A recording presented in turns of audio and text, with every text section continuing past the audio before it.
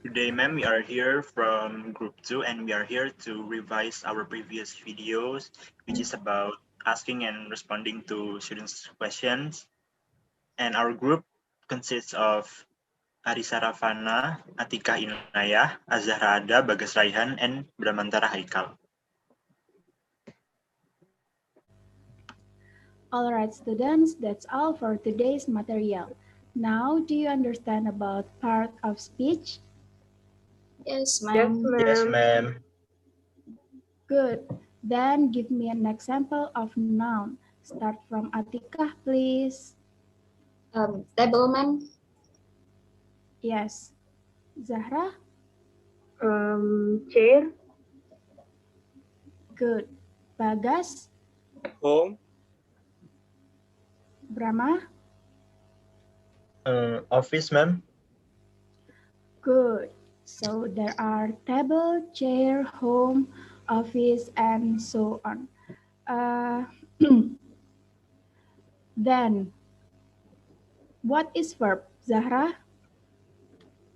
Yes, ma'am. Verb is a word that describes an action. Good, Zahra. All of you seems already understand about part of speech. So is there any question?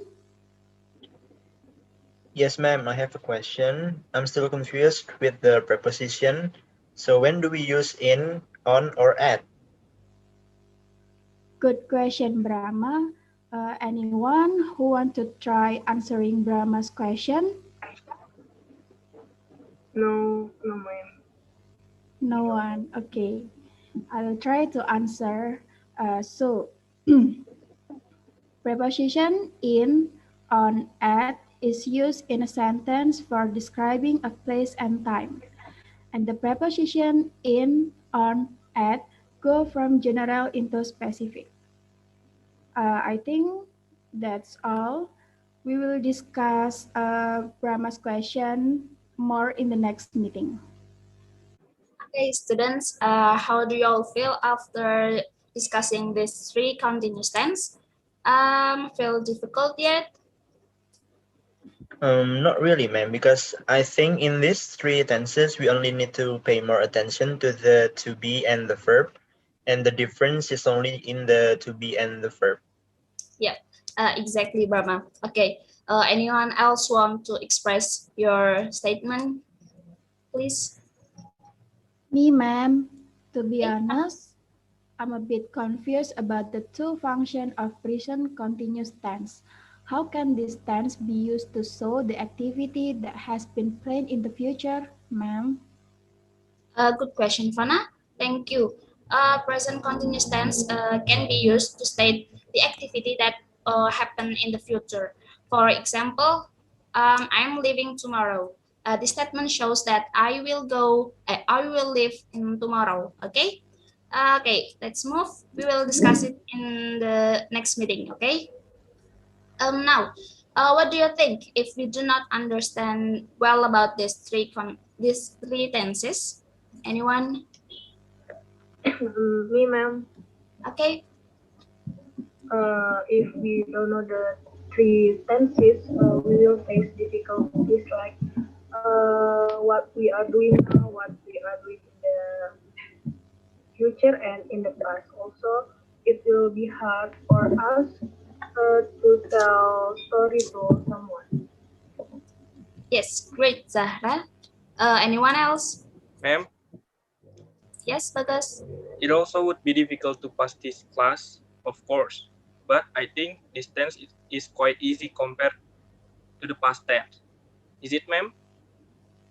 Actually, it's not always that easy, Bagas, but we could find it later after we have discussed all 16 tenses. Okay.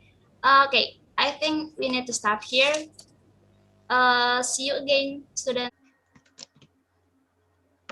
Last week, we already discussed a brief about the main idea and the supporting details.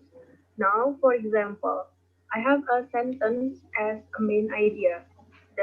The sentence is, yesterday I bought a blue coat. So what things can we put in the next sentence for the supporting details?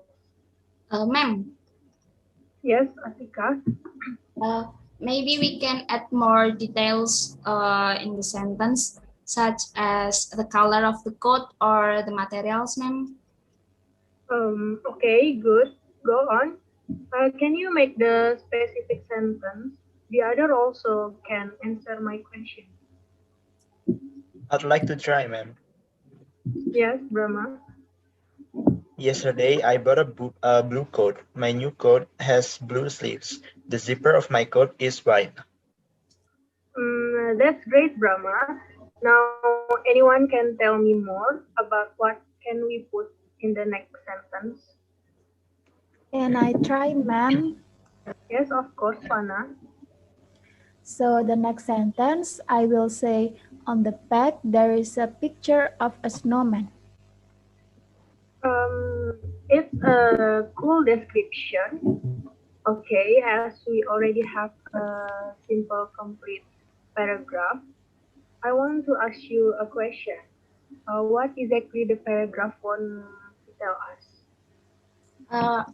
Ma'am, the paragraphs is describe the writer's new coat, and the supporting details is help us to visualize more about the code.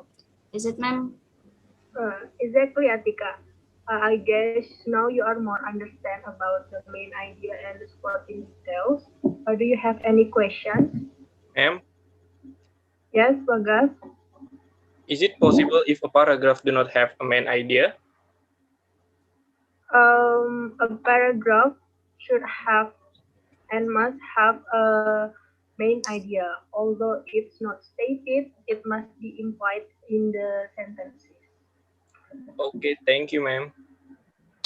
Okay, I guess the material is clear enough to understand, so we can continue to the next session. Okay, ma'am. Okay, class. Last meeting, we already learned about simple past tense and past perfect tense. Do you still remember what is the formula of simple past tense and past perfect tense?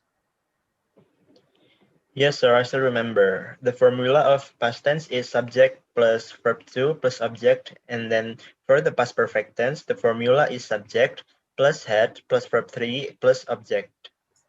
Okay, great. You all still remember about simple past tense and past perfect tense. Do you still have a question? Sir, is it okay if we do not put an object in the last sentences? It is depend on the context and the situation we want to explain.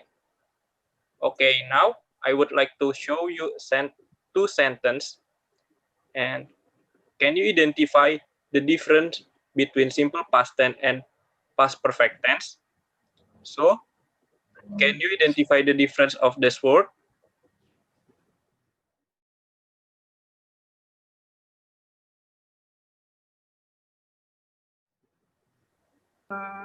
I will try to answer, sir.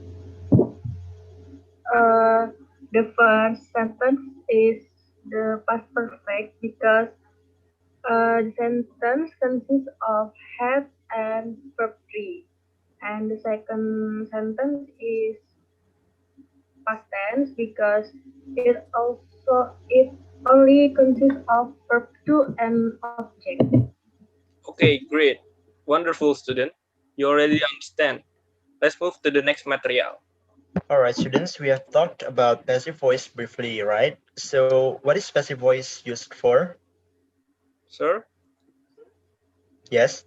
the passive voice is used to show interest in the person or object that experience an action rather than the person or object that performs the action. Yes, Bagas, correct. In other words, the most important thing or person becomes the subject of the sentence. I think you already know from what I've explained before. So any question? Excuse me, sir. Yes, Zahra, go ahead. I have a question. Can we also change the interrogative sentence into passive voice? Good question, Zahra. So does any of you know the answer? You can help Zahra.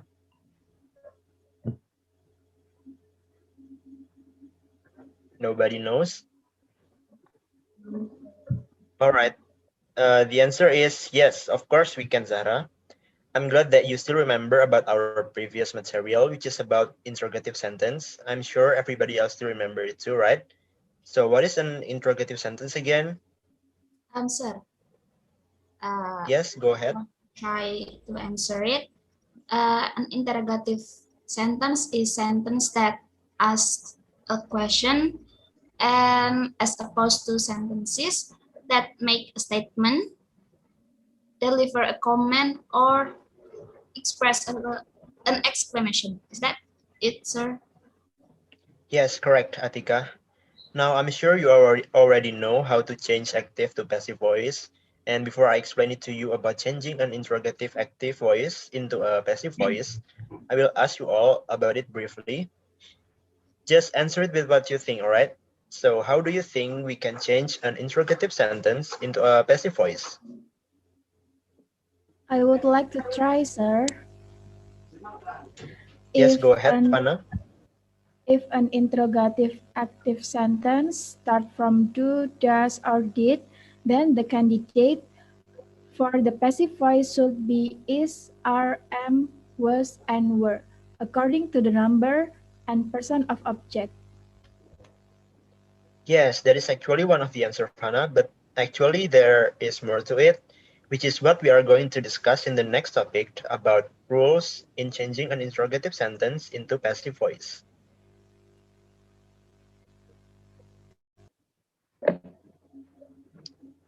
That's all the revision from group 2, and we are sorry if we still make any mistakes. Thank you very much.